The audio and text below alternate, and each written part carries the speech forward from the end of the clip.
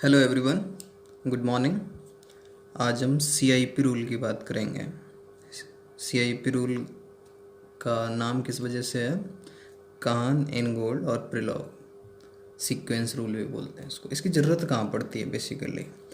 जब भी अपन नोमेनक्लेचर करते हैं, जैसे आरएस नोमेनक्लेचर कर रहे हैं और प्रायोरिटी डिसाइड करनी हो, अपने को ईजेड दिखाना हो, ये सारी चीज़ों की बात करनी हो, तब जाके हम उस कंडीशन में डिसाइड करनी हो हमको चीज़ें, तब इसकी ज़रूरत पड़ती है सीआईपी रूल की। बेसिकली सीक्वेंस रूल है, प्रायोरिटी डिसाइड करते हैं ग्रुप्स की, किस ग्रुप को क्या प्रायोरिटी देनी चाहिए अपने को, ये सब बात करते हैं। इससे कुछ फिक्स्ड रूल है, ठीक है।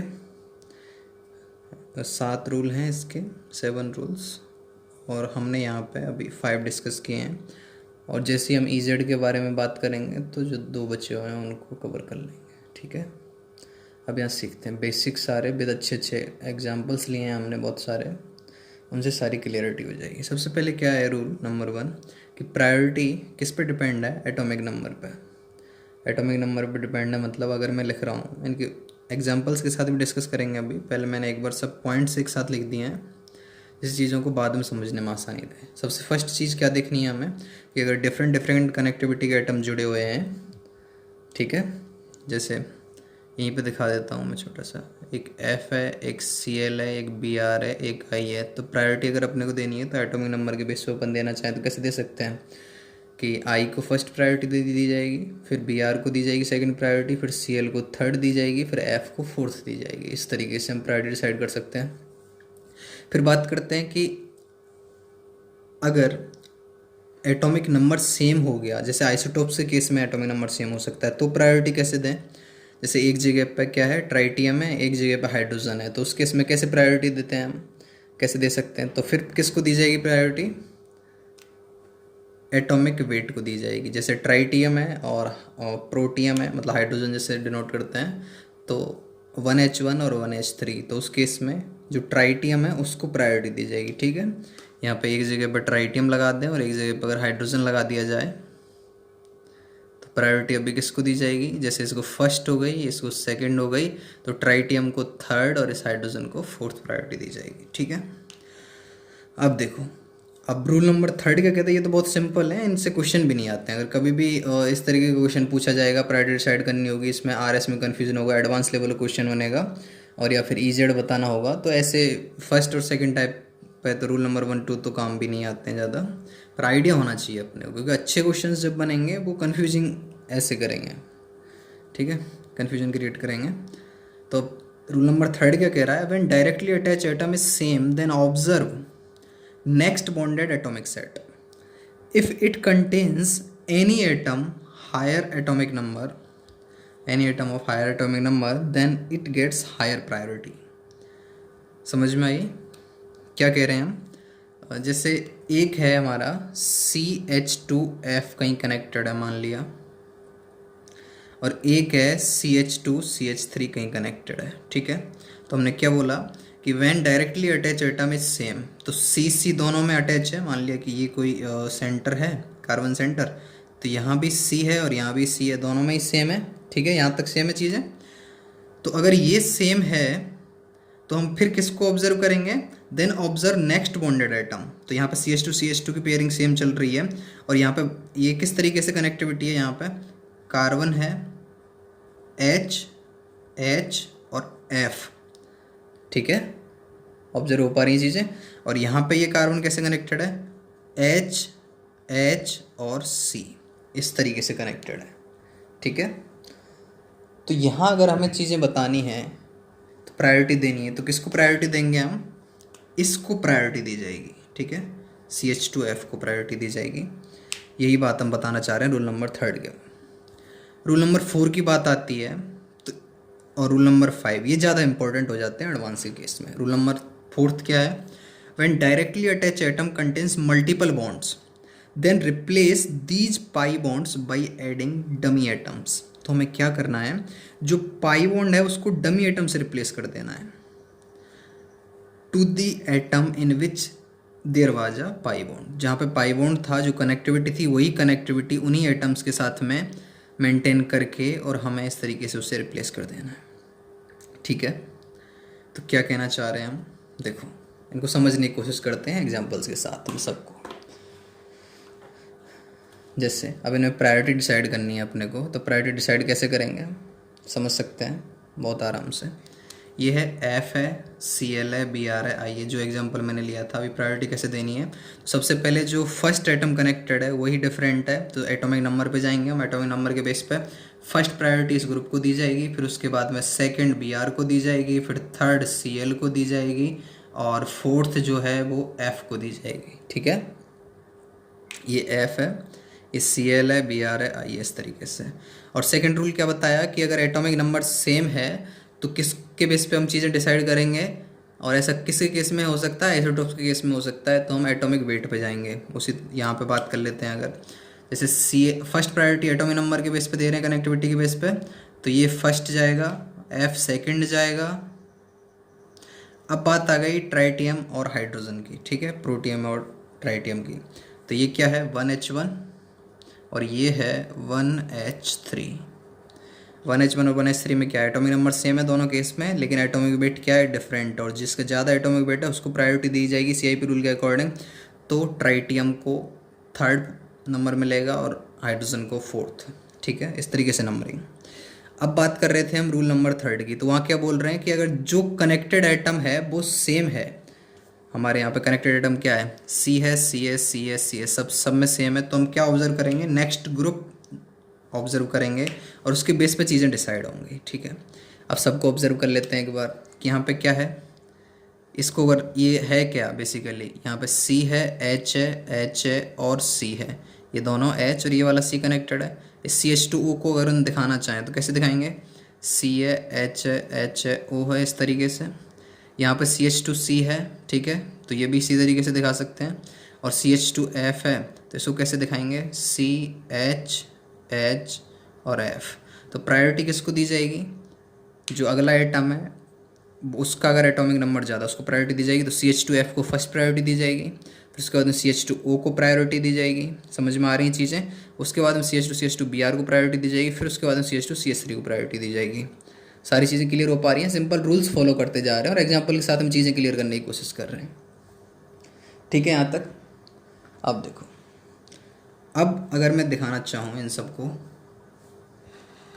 यहाँ पे क्या है, हमने बोला था रूल नंबर 4 की जब बात की थी, तो रूल नंबर 4 क्या कहता है, रूल नंबर 4 कहता है कि अगर पाई बॉन्ड है तो पाई बॉन्ड को किससे रिप्लेस कर सकते हैं हम, डमी एटम्स से रिप्लेस कर सकते हैं। इसको समझने की कोशिश करते हैं, कहना क्या चाह रहे हैं कि पाई बॉन्ड्स को डमी एटम्स कैसे रिप्लेस करना है। इसी में कन्फ्यूजन होता है स्टूडेंट्स को थोड़ा।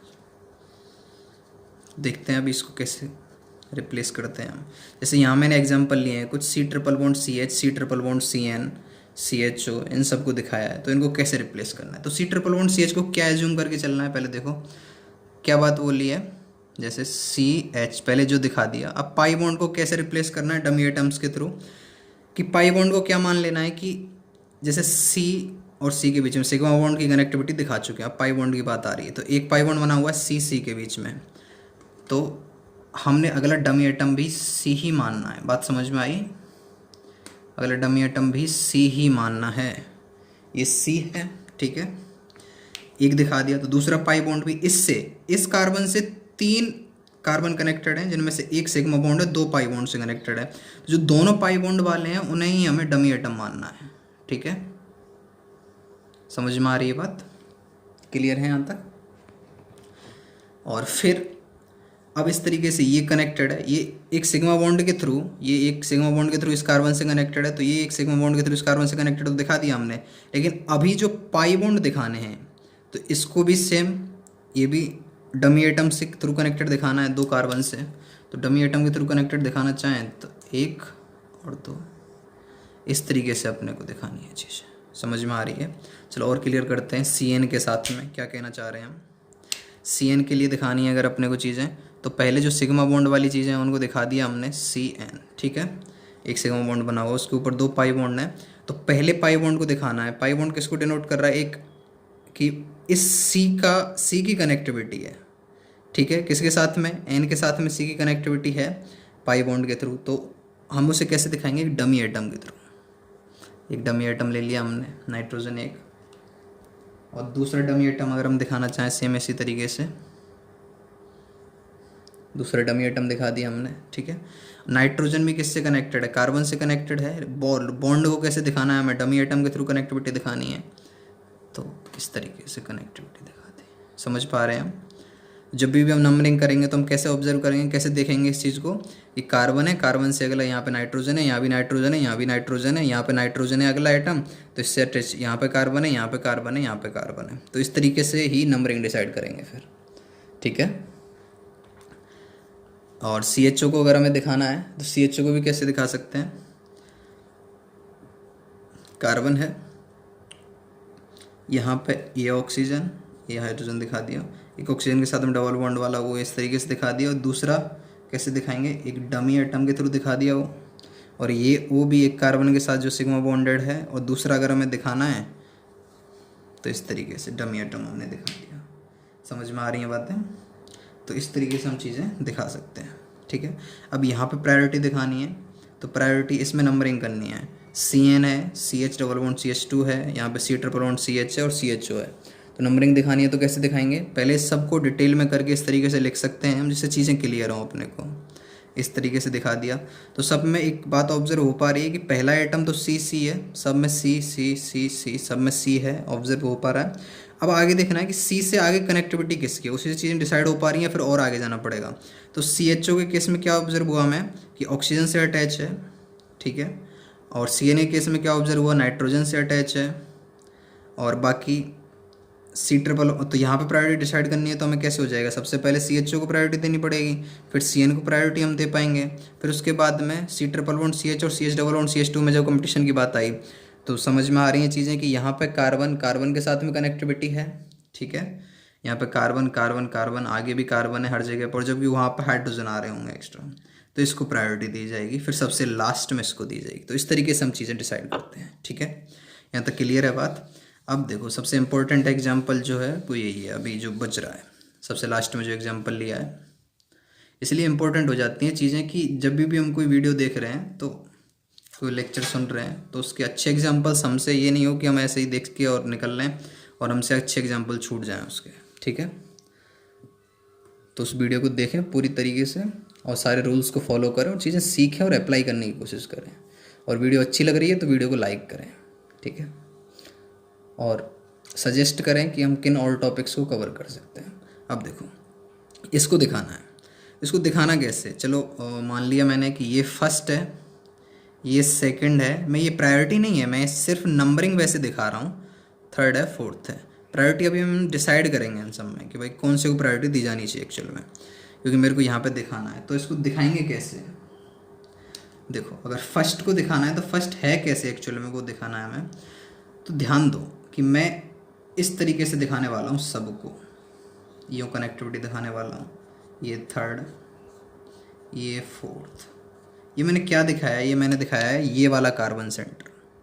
समझ में आ रही है बात कि इस कार्बन सेंटर से ये कनेक्टेड हैं, इधर जा रहा है, इधर जा रहा है लूप, इस कार्बन सेंटर से इधर जा रहा है, इधर जा रहा है लूप, इस कार्बन सेंटर से इधर जा रहा है, इधर जा रहे हैं, इससे इधर जा रहे हैं, इधर जा रहे हैं। तो ये कार्बन सेंटर ही मैं डिनोट कर रहा हूँ, ये वाला हर एक के केस में। फर्स्ट के केस में कार्बन सेंटर डिनोट कर रहा हूँ तो ये वाला कार्बन सेंटर, ठीक है। तो गए हमें तो किधर क्या ऑब्जर्व हो रहा है वो देखो एक बार बताओ। यहाँ क्या है, कार्बन है, इस कार्बन से चल के और इसी पे आना है हमें। तो पहली तरफ गए हम, यहाँ कार्बन, यहाँ ऑक्सीजन, यहाँ कार्बन, यहाँ ऑक्सीजन, सॉरी यहाँ कार्बन, यहाँ भी कार्बन। तो क्या दिखा हमें, कार्बन, ऑक्सीजन, कार्बन, ऑक्सीजन, यहाँ से शुरू हुए, ठीक है। ये कार्बन था, ये कार्बन है और ये दूसरा कार्बन ये वाला, और ये ऑक्सीजन ये है, फिर अगला कार्बन ये दिखाएंगे और फिर वापस उसी कार्बन को दिखा देंगे, ये कार्बन और लास्ट वाले को यही कार्बन दिखा दिया हमने कि वापस यहीं पहुंच चुके हैं हम, ठीक है। अब देखो अगर हम इधर से जाना शुरू करें तो इधर से क्या मिलेगा अपने को, ये C है, ये वाला C, ये O वापस ये वाला, फिर अब यहाँ आए ये C है और फिर वापस C को दिखा दिया हमने इस तरीके से।